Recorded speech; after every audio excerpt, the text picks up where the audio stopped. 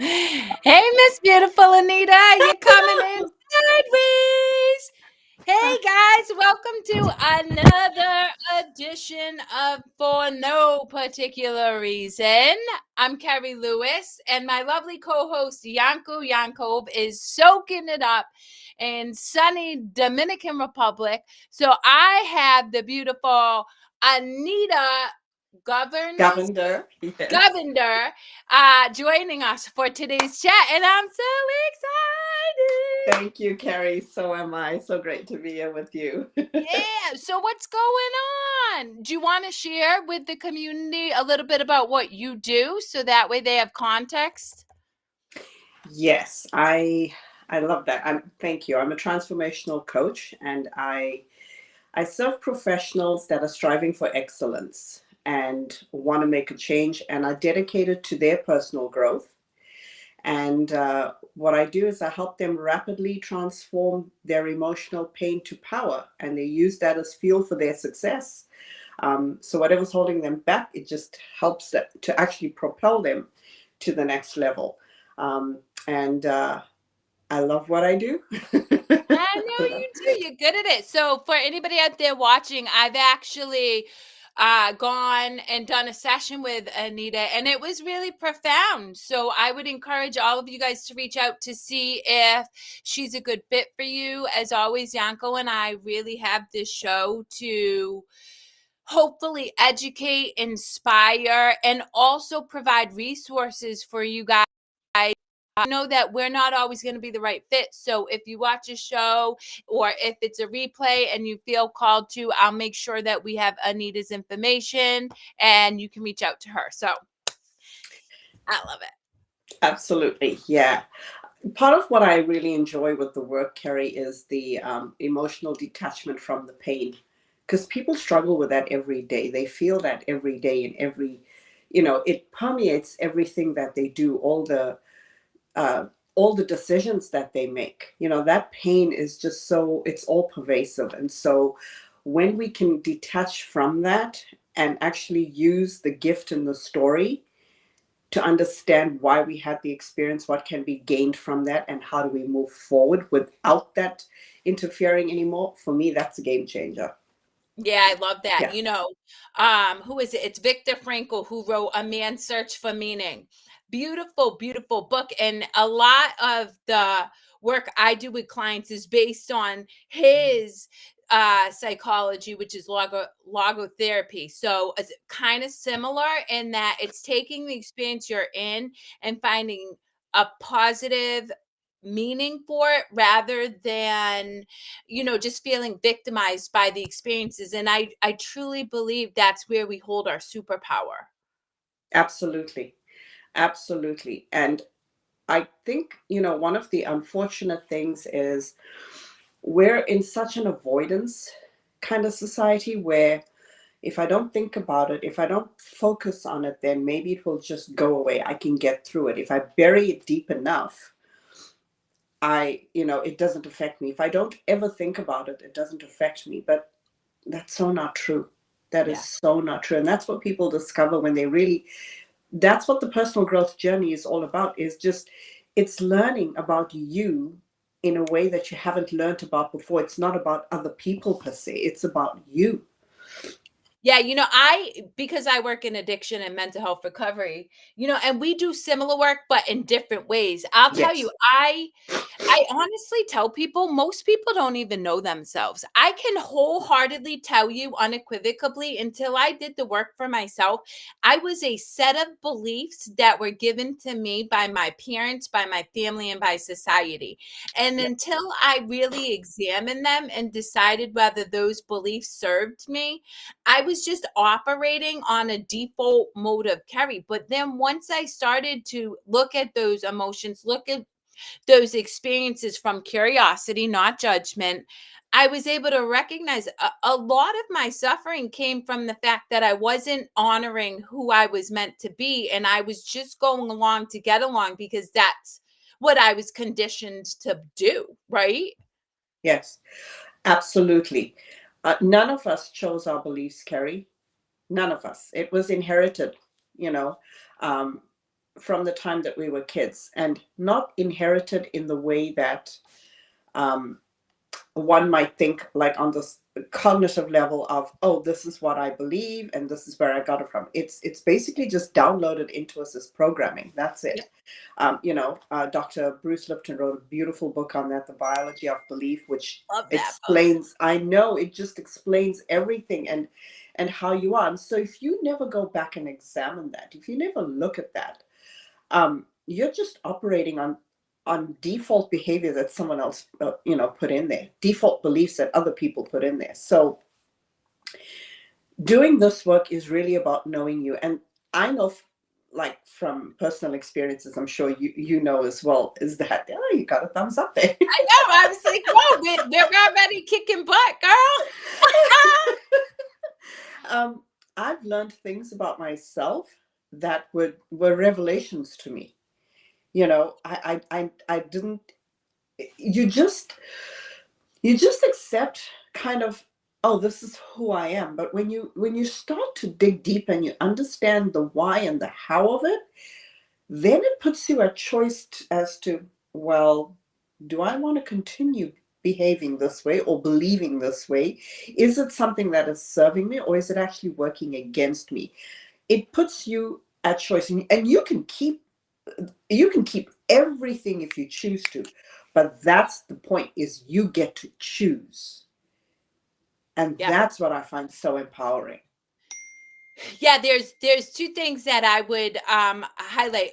Additionally, Bruce Lipton talks extensively in that book, Biology of Belief, about how our beliefs affect us on a cellular level. It literally impacts the mitochondria of our body, guys. So if we're allowing ourselves to believe that we're unworthy, we're not where you are beholden to, and it causes you to sit in the ick, right? I tell people, you just don't feel good, you're not experiencing joy, then that's negatively impacting yourselves, which is then impacting your physical health, right?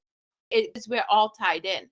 And the second thing, because you shared Biology of Belief, is Think Again by Adam Grant, was a phenomenal book, and it really challenged me to examine even beliefs I created 3 years ago, because guys, who we are now is not even remotely close to who we are 3 years ago or 2 years ago or a year ago or even a day ago. Truthfully, I went through a Reiki healing yesterday, and it was like right. And so it's allowing yourself to examine, well, does this make me feel good, or does it make me feel icky? And if it makes me feel icky, giving yourself permission to release that belief. And I think that is really the biggest piece that I try to work with my clients on, is getting them to give themselves permission. So I'm curious, like when you work with clients, and obviously I've been through a bit of what you do, what's your experience with people giving themselves permission to release those beliefs? It is 2 words: empowering and freedom. Yeah. That's what comes from it. Because here's kind of how it works, right? You have these unexamined set of beliefs that make up who you are because you just run by them, right? Everything about who you are then has to fit within the confines of those beliefs. Yep. So what does that mean? That means anything outside of that, you're struggling and you're fighting against to kind of have it fit in your world in a certain exact way. And when it doesn't, that's when you're unhappy. That's when you're miserable and frustrated because things aren't going your way. People aren't the way that you want them to be because they're not fitting in that paradigm that you have created, but don't know how the structure got there. Yeah. Who put the structure there? Yep. When you do this kind of work, you tear down those barriers and you build them up. But what the beauty part about that is, once you start on this journey of the self-discovery of knowing who you are, you find for yourself, it's easy to chop and change those beliefs as they fit who you are. There's more fluidity to that, and you understand that that is actually very necessary. So, like you said, what you believed 3 years ago, whatever new information has come into your experience to upgrade or up level your way of thinking, feeling, believing, and being in the world, has allowed you to seamlessly drop those beliefs and pick up new ones that are now more supportive of who you are. Yeah. And so when you do this, you are given the freedom to do that. You can become fluid in that and be like, okay, that was who I was 10 years ago. I've learned so much more now that I'm choosing to be somebody different. And you can be that someone different. Yeah. No judgment, but it's Yep. your choice. Well, and also when you hold to a certain set of beliefs that really don't serve you, right? That keep you in this suffering state, you attract people with those same set of beliefs. And this is where it gets dicey because if now you believe, right, that you have to believe those things because the people around you believe those things. And so, I tell my clients as you start to do this work, don't be shocked when the people closest to you start to get fearful and start to resist the changes. They're going to tell you, oh, you've changed. Oh, this and this. Well, the fact of the matter is, you are changing. And what once served you or really never did because you didn't examine it no longer is fitting in with the new beliefs that you're identifying with. And that's where one, flow comes in, and two, shedding comes in. And I can shed people income easily for the most part. I do once in a while get a hang up if it's somebody I've known forever, because I know that it's not that I'm better than them or there's something wrong with where they're at. It's just that my perspective is changing and I'm broadening, and I want to be able to keep space open to receive more and more and more. And if you're not growing, not necessarily in my same ideology, but growing and expanding as an individual for yourself and healing, then I'm going to outgrow you. It's just a natural part of the process. And I think that's why a lot of people don't give themselves permission.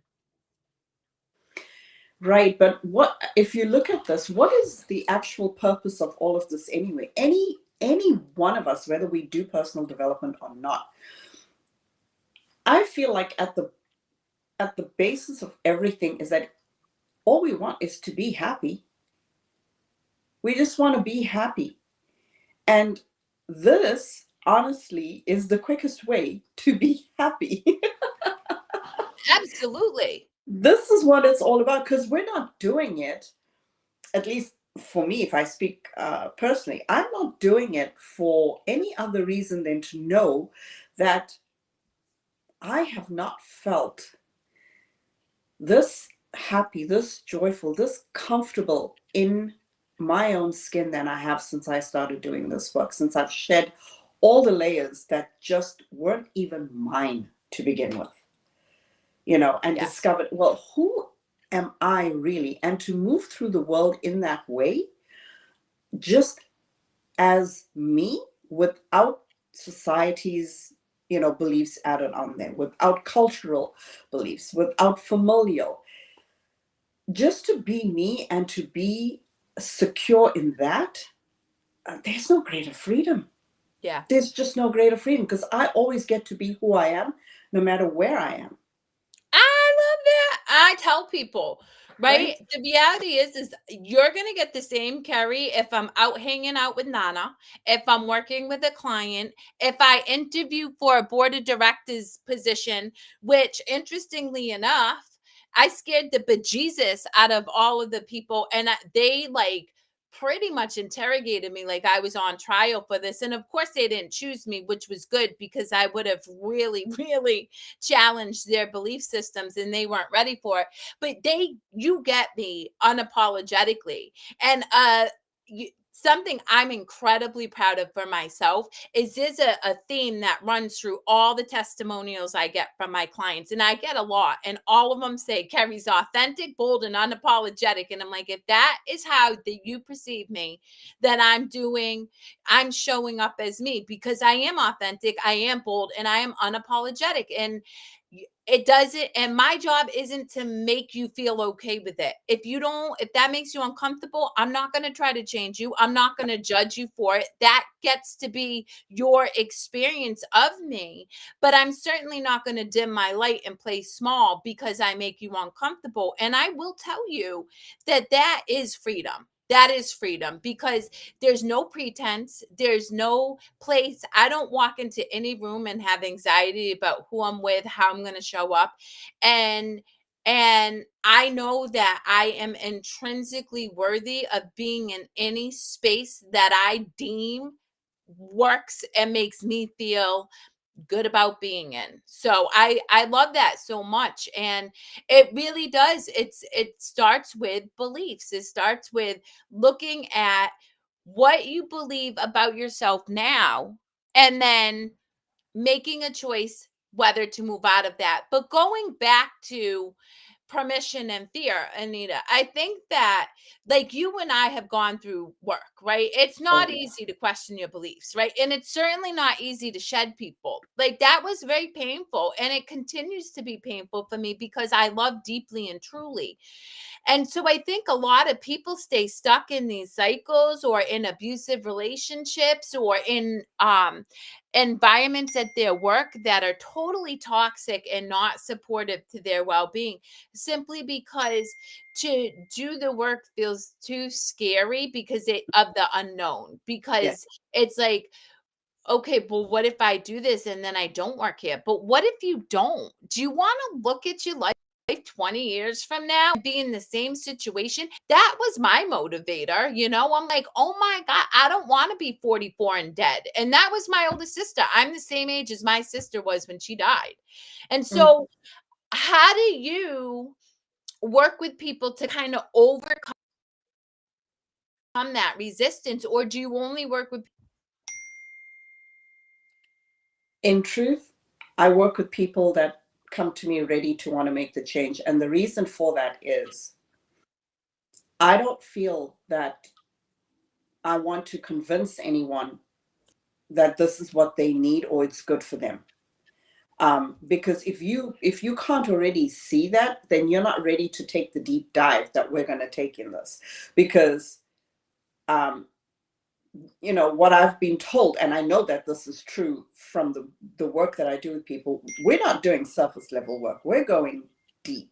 We're going really deep. And if you're not ready to go to those depths, then maybe I'm not the coach for you, because everybody wants, we've carried our crap with us for decades, decades. We don't need to spend decades trying to release that and become the people who we know we are capable of. We don't need decades for yeah, that, you know. So if you want results, and the same with you, right? You want results, you want to work through it, come prepared to do the work, and you're going to get it as quickly as the time that you put in and the effort that you put in to make those changes happen. yeah, So, yeah, it's not really about convincing someone. Like, you have to know that, okay, I know that who I am is worthy of this, And Kerri, have you also noticed that in doing this, just in doing it for yourself, though, that it's opened up a whole new world of where you can, you know, it suddenly becomes more about, well, I don't want to, this is like so good. I cannot keep this for myself. I want to share it with yeah, everybody, right? yeah. It's why we're doing what we're doing, right? Well, it's so funny because I think a lot about, because I work with a lot of unconscious people, right? I really do work with people in resistance, but I will fire them too. So I don't like I think about great spiritual texts, from like Bhagavad Gita to the Tao Te Ching to A Course in Miracles, which I like much better than the Bible. Sorry, anybody, I don't mean to offend. And you just have to have a grain of faith. You're not expecting, I tell people, I don't care if you have 99% um like fear and 1% hope, because I know that as we work together, that hope will become more. So I don't need you to have full faith, Yes. but I do need you to do the work. And that's where you and Yes. I are so aligned. Because if you stop doing the work, I'm not going to do the work for you, and I'm not going to want it more for you. And I'll tell you a story where I really, and this is where I said shedding people can be hard. I was working with somebody who I've known since I was 12 years old. I Mhm. probably worked with them for 2 years, and it was a year too long. And I knew it, but I love this person. And then guess what happened? Kerri went into ego and popped off on this person. And that did not feel good, because I really show up as love and light. I really do. So when I make the choice, because I take full responsibility for my actions. I could say I can make all these excuses, but at the end of the day, I popped off on this person. That was just a reminder for me, I can't work with this person anymore. And it's because they won't do the work. They're not doing the work. And so instead of beating myself up, because I know guilt and shame don't serve me, I release this person with so much love because I love them immensely. But it's work. And the thing is you and I do the work. And that's where I'm really gritty about this. I'm like, guys, I do the work every day. I show up and put my business out on social. It's not comfortable to say, oh, yeah, I popped off on a client, because we're expected to have it all together, or I lost my crap on my kid, or whatever the narrative is, because that's the work for me. Like, to live in full authenticity, to be unapologetic. And yes, I am a human being that makes human mistakes. Mhm. And as such, that's work, and you're expected to do the work too. And Mhm. that's in my website. It says, I got you like a fish. And I know for a fact people think that that's funny. And I'm like, it's funny until I got you like a fish. And then you're like, oh my God, she's not kidding. And I've had more than one person. In fact, a very close friend of mine was like, what'd she say? You're aggressive. And I'm like, yes. And why am I aggressive? Because I know what Anita knows. And this is so good. It feels so good. It is so, like, to be free of fear, Yes. to be free of anxiety, to be free of the BS that is going around our world, and to be able to witness it and be like, "Oh, that's crap." And not even feel badly about it is so freeing. And that's why I know I'm intense when you work with me, because I want you to get to the place where you and I are, and that you don't have to live in fear, suffering, depression anymore. You can break free from all of that. And you're right, it does not take decades. No, it does not. But you know, when you don't do this work to free yourself of all those conditionings, you're really in the position of everything that's happening around you. You really take it as very personal. Yep. People are doing this to you, they are saying this about you. Everything is so personal. And what's happening is, like, it's almost like keep slapping a wound, like a really, really bad sunburn that you have. And people are just smacking up against it all the time, right? That hurts. That hurts a lot. So we're saying it's just about even having that 1% of that bravery, like pushing through that fear and having that courage and saying, okay, I'm going to do this. And you're not talking about anyone else's stuff. You're talking about yourself. You've already lived the worst of the experiences. All that fear is living in your mind and your body. And we're saying you can let that go in a very safe way. That way, when things do happen, like you said, you watching all of this, how much of that do you even take personally? How much of it is do you feel is None. directed at you? Exactly. So if you're not taking it personally and you don't feel it's directed at you, where's your comfort level in yourself and your happiness level? Uh-huh. Way Because you're not high. making up a story about it. Like, Exactly. even me injuring my arm, right? 20 years ago, I would have been victimized by that. Oh my God, cat rape, blah. Now I'm like, okay, well, I'm moving through this. And you said it earlier, fluidity. You go with the flow. You can't, we as humans grasp for control, and it cracks me up because we cannot control anything. We can't control COVID. We can't control the weather. We can't control whether our boss is in a good mood. We can't control whether our teenager woke up on the right side of the bed. We can't control whether our partner still loves us. We have no control. The only thing we have control over is our attitude toward our experiences. And the only way to get control over that is to heal from the wounds that keep you in this emotional angst. Because if you're in angst, it's, to your point, it's going to feel like it's compounding, compounding, compounding. Additionally, everything's cyclic.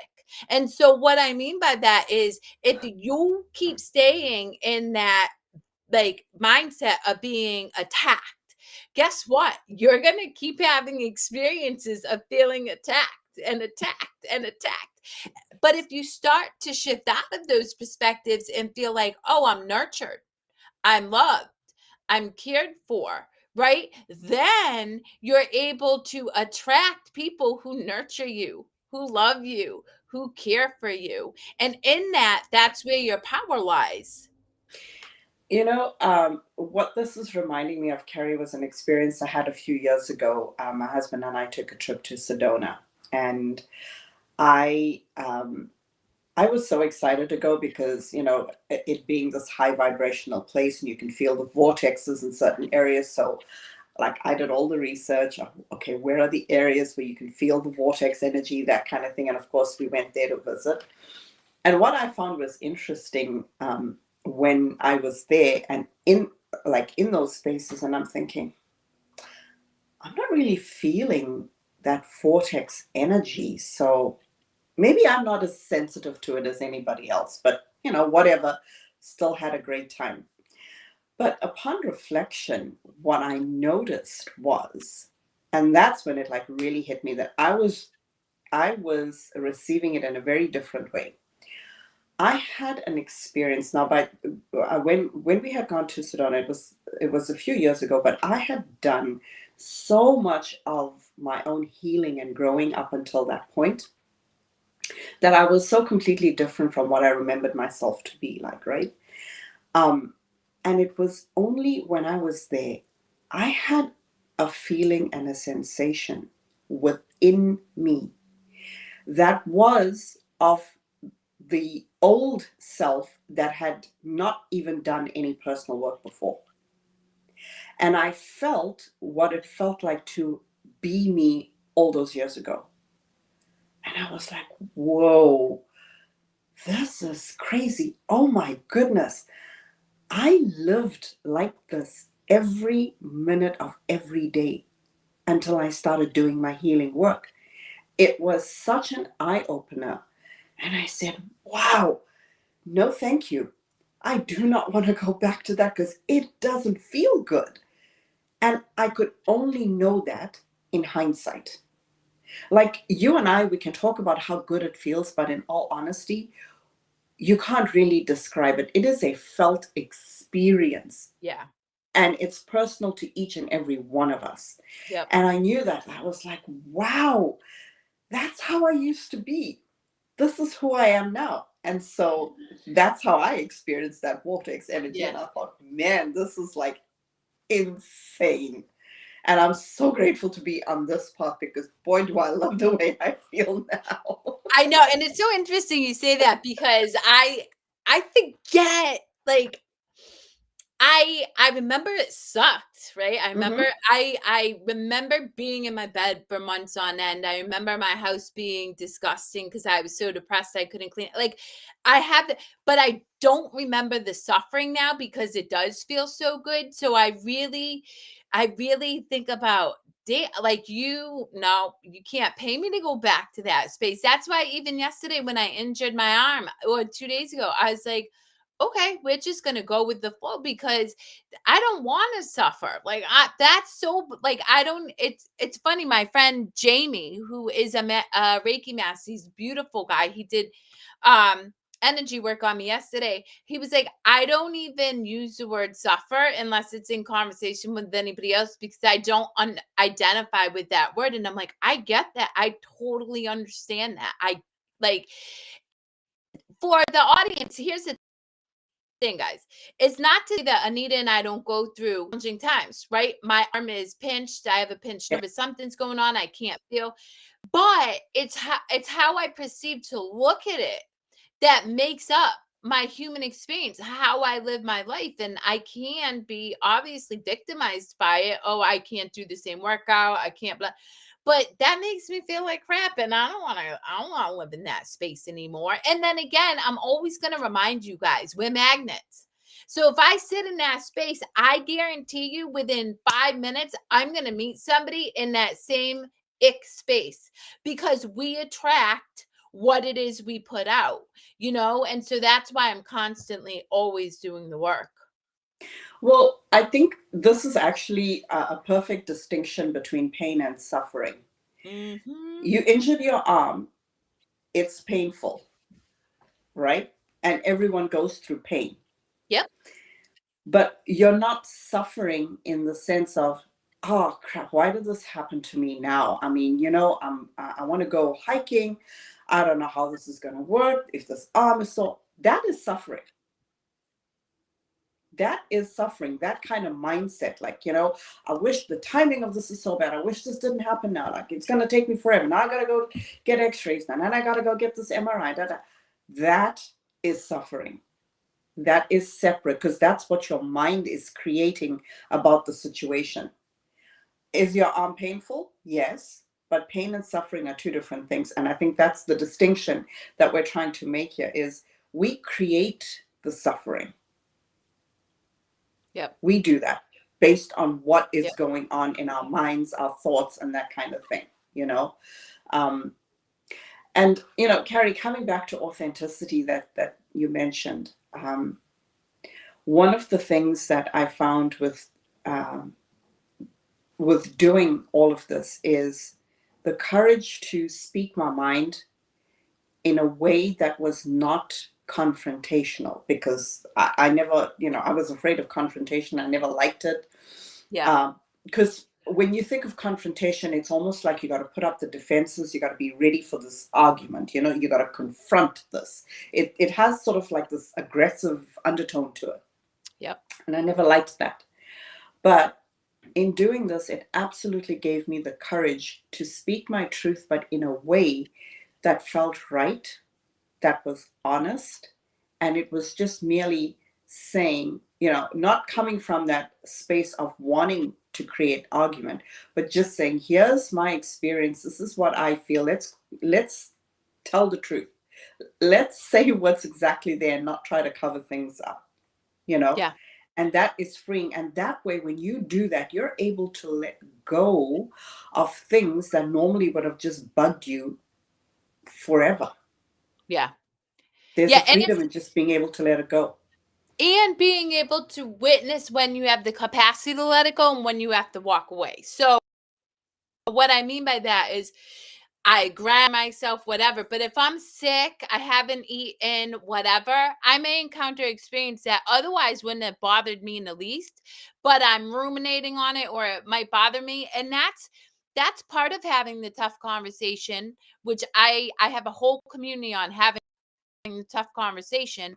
Honest with yourself and walking away to reset so you can then have the conversation if you still need to, or Yeah. you're able to let it go, because that's a Yes. practice within itself, right?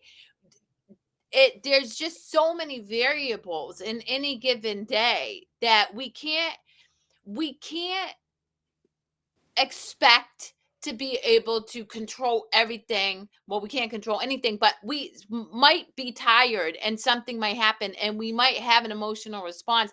But it's knowing yourself well enough to say, okay, I'm tired and this isn't going to serve me right now to engage in this. So I'm going to walk away, reset. And then if I feel the need to address it, I will. Otherwise, I let it go, because that's a really important tool and practice to have. But you're right in saying having the tough conversations first with ourselves. I think most conversations we really need to be honest with ourselves. People lie to themselves all the time. I'm going to start working on myself tomorrow.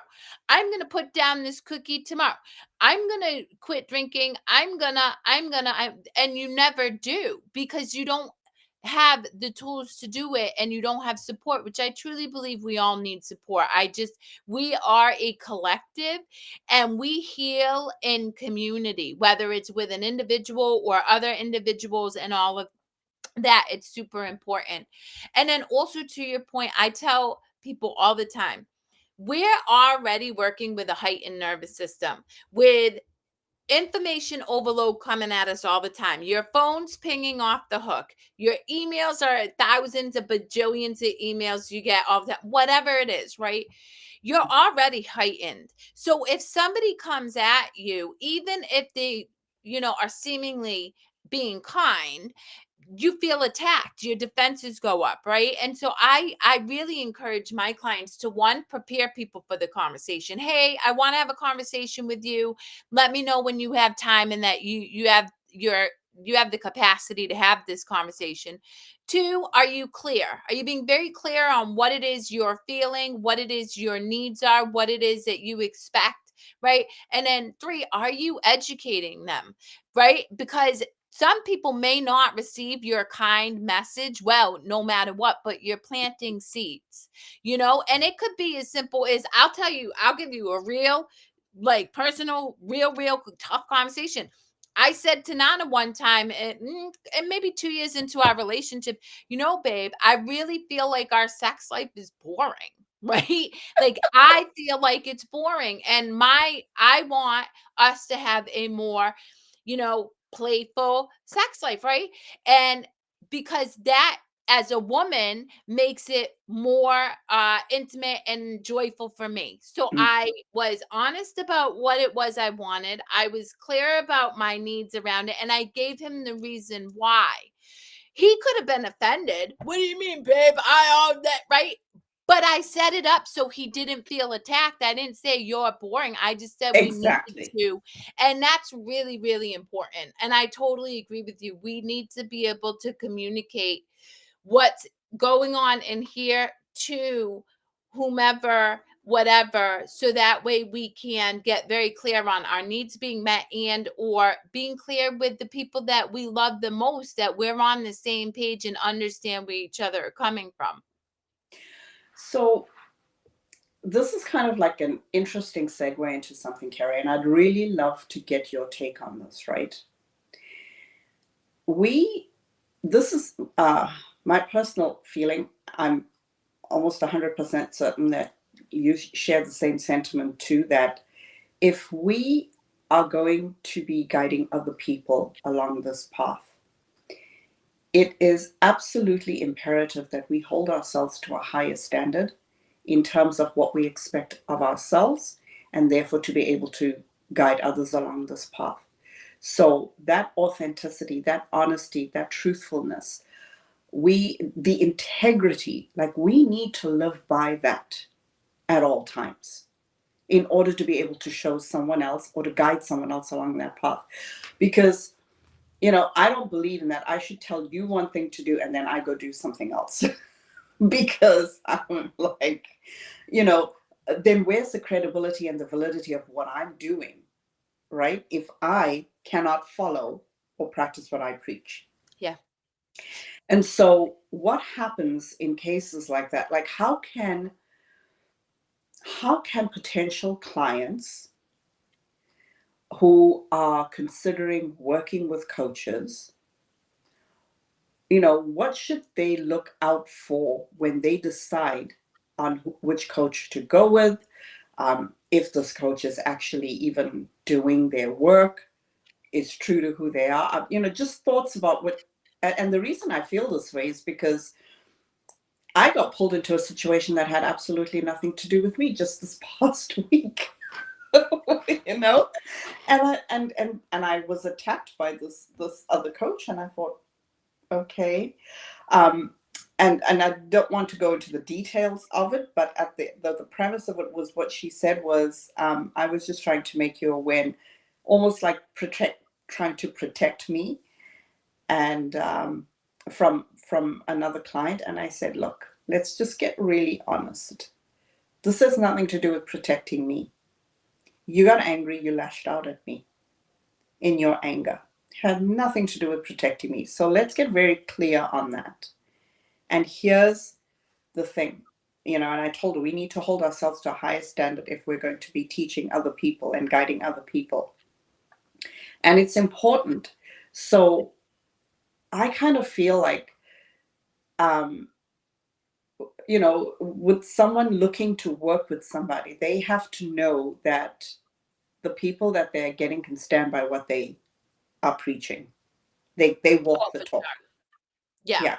Yeah. I tell people all the time. It cracks me up when I hear coaches and people say, "Oh, well, I don't like sales." I'm gonna tell you right now, every single damn person in this world is a salesperson. The only Hmm. difference is you and I sell hope, and our job is to deliver on the hope we sell. That's just real.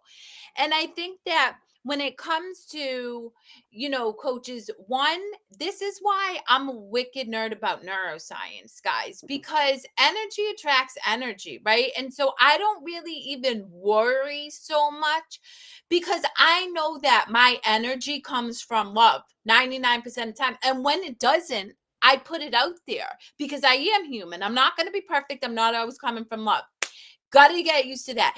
In my coaching, is there a possibility that I'll make a mistake? That's a reality. Why? I'm human, and Yeah. that's just a reality. And that's why I put everything out there for display, because I truly believe that, yeah, it's going to turn a lot of people off. They will, but it will attract the people that I'm meant to serve. And that's where I feel really confident in myself as a coach.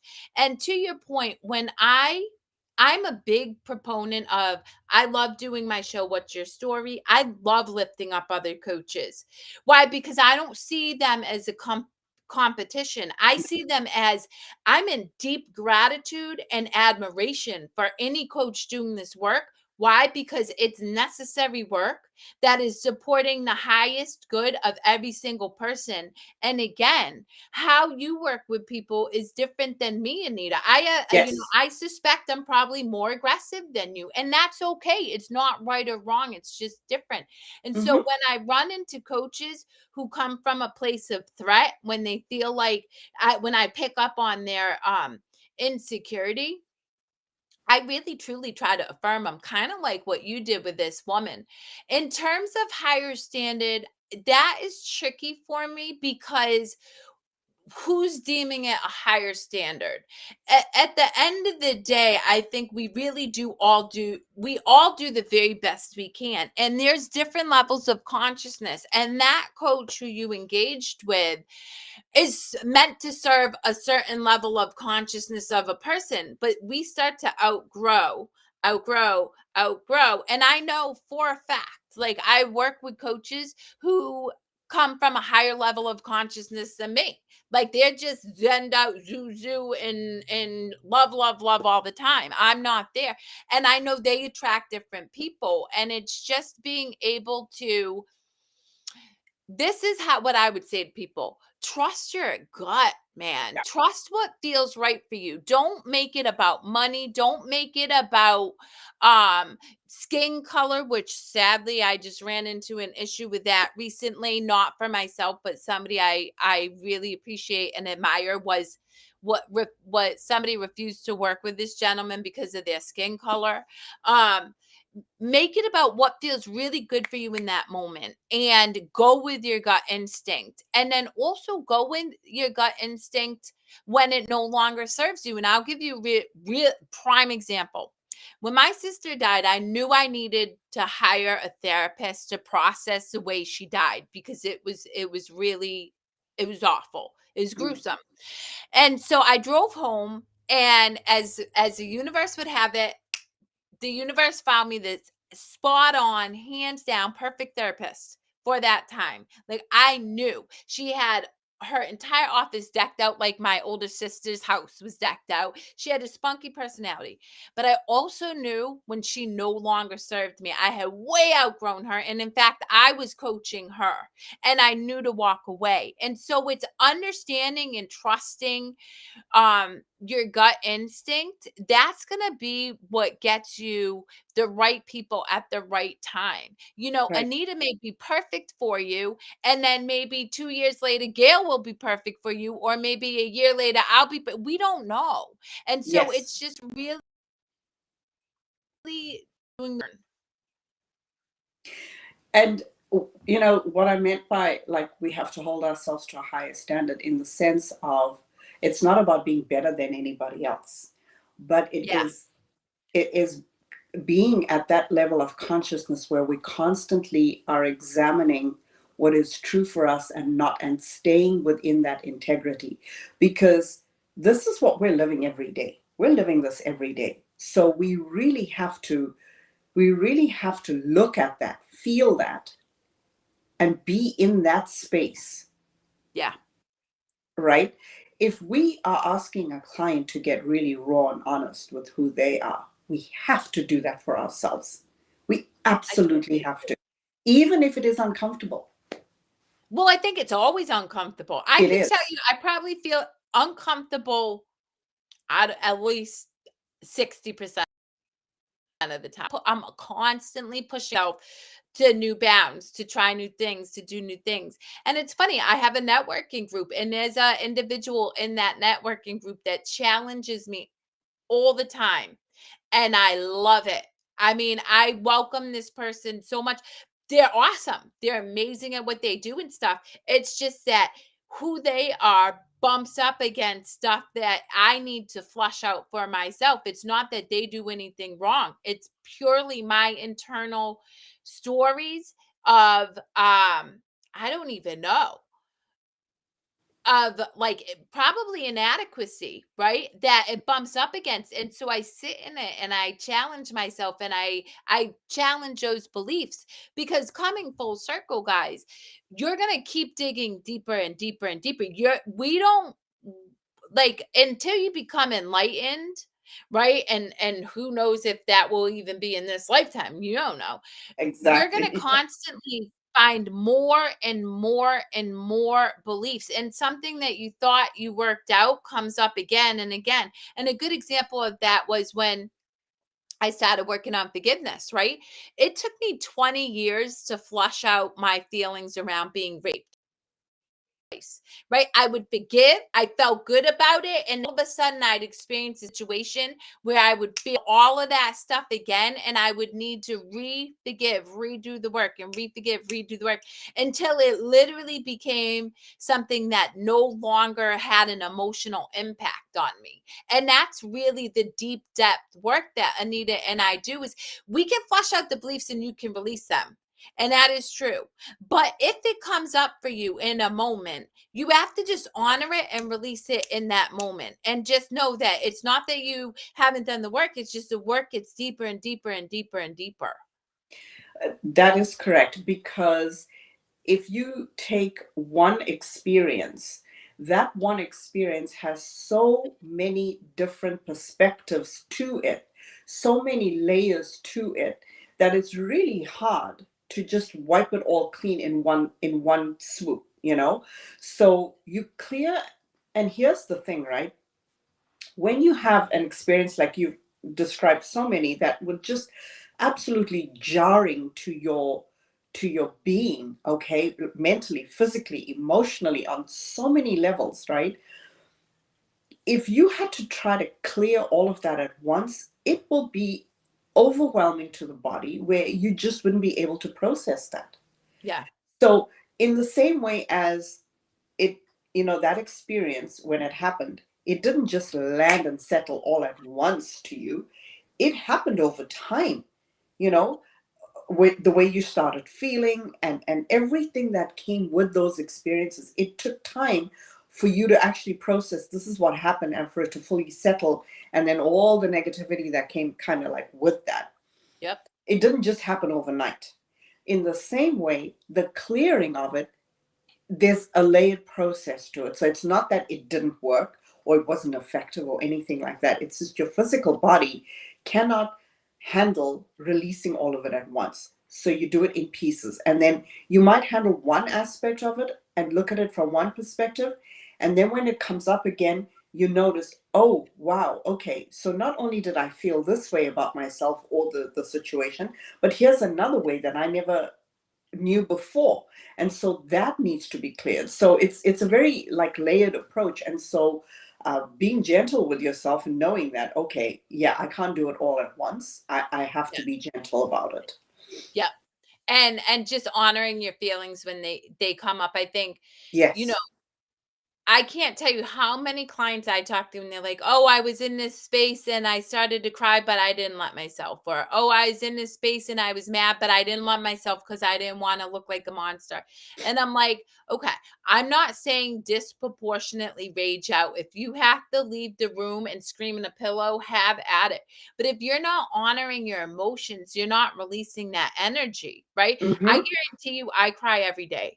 And a lot of times I have no flipping idea why, but it lasts like less than 2 seconds. Like literally, I cry, I'm good, and I go on with my day. And it's because I have a fundamental understanding that emotions is trapped energy that I'm just releasing because it was 35, not 35 years of me suppressing that energy. It's going to take some time to come up and I don't have to make up a story about why, but I do have to honor those emotions because if you don't, you're re-traumatizing yourself in some respects and now you have to work extra hard to release it. You know,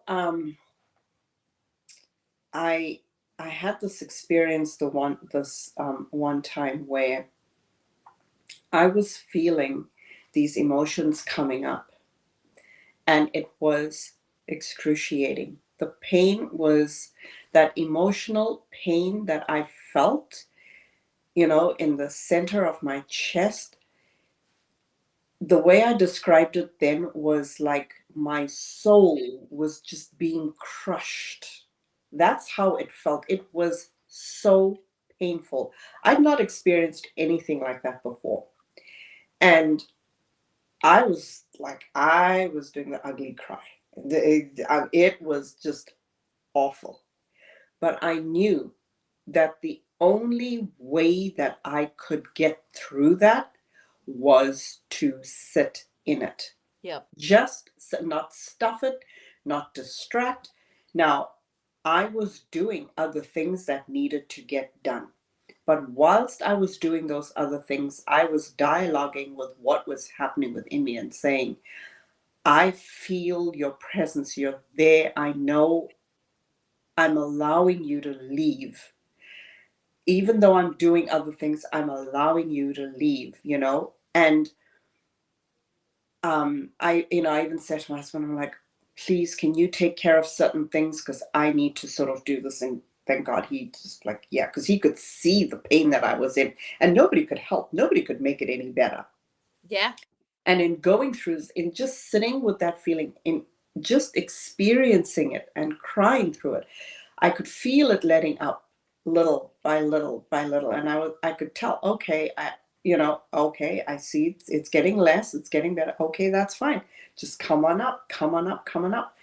It might have taken a couple of hours because it was so intense, Yeah. but then the most incredible thing happened that it was just amazing. When the last of those emotions actually just sort of left, I didn't have to do a thing. I went from this boohoo ugly cry over the span of these couple of hours, and suddenly I'm sitting there and the smile is breaking out on my face, and I don't know why. I didn't think about anything to make me smile. I wasn't doing anything to make me smile. But that joy that resides within was just finally coming up, and it's like, Yeah. I can breathe. And the joy just started coming up, and right without me doing anything. And I was like, oh my God, what a beautiful feel. And I was just grinning like a goofball. Peace. But, like, that to me is peace, like and you're Yes, right, like, you go through this immense pain, and then there's, like, this profound sense of peace and just release. It's just like yes, it's like release it. You can't even begin to describe. It's beautiful. I love it so Yes. much. Well, with Yes. 5 minutes left, Anita, do you want to, is there any parting words that you want to share with our audience that hopefully will encourage them to at least start considering doing the work, if not reach out to you? Um, I really would like people to understand, as you and I have spoken, we've walked this path. We understand how excruciating that pain can be. But one thing that I really would like people to know is that they don't have to go through it alone. They will have someone there to guide them through it where they feel so safe that they can process and let go, because what waits at the end of that is just, it's too beautiful to miss out on. So even if you have just a little bit of courage to say, fine, I'm going to have someone there to walk me through this, to hold my hand through this, I'm going to try it, go for it, because you will not regret it. Yeah, Yeah. I totally agree.